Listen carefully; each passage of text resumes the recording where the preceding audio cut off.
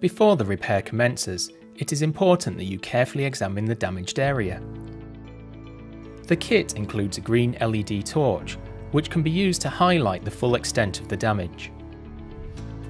The two most common types of windscreen damage are known as bullseyes and star breaks.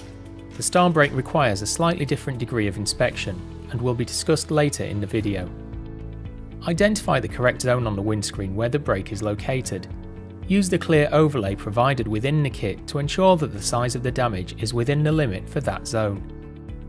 For example, in this case the damage falls within Zone B, where the limit is 40mm in diameter.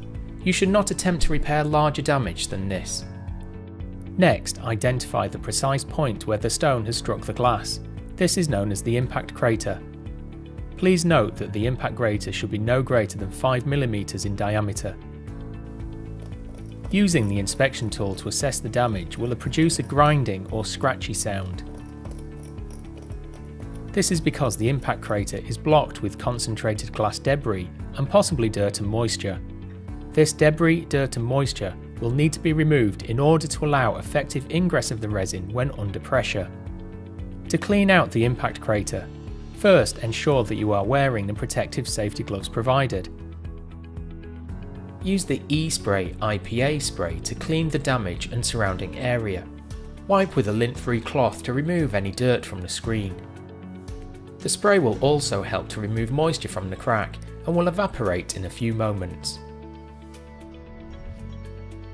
Attach the small 1mm drill bit into the drill. There is a small button on the drill body near the chuck which locks the drill so that the chuck can be tightened. Please note that some Esprit kits may contain a slightly different model of drill. We recommend that you cradle the drill in one hand to prevent the knurling on the drill chuck from damaging the glass.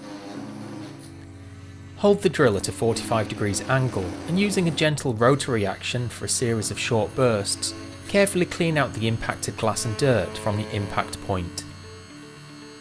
Please ensure that the head of the drill burr does not travel any more deeply than 1mm beneath the glass, and that the impact crater is not widened during this process. Do not apply excessive force or push the drill too deeply into the glass during the cleaning process, as this could damage the polyvinyl layer that lies between the inner and outer sheets of glass. Recheck the impact crater using the inspection tool.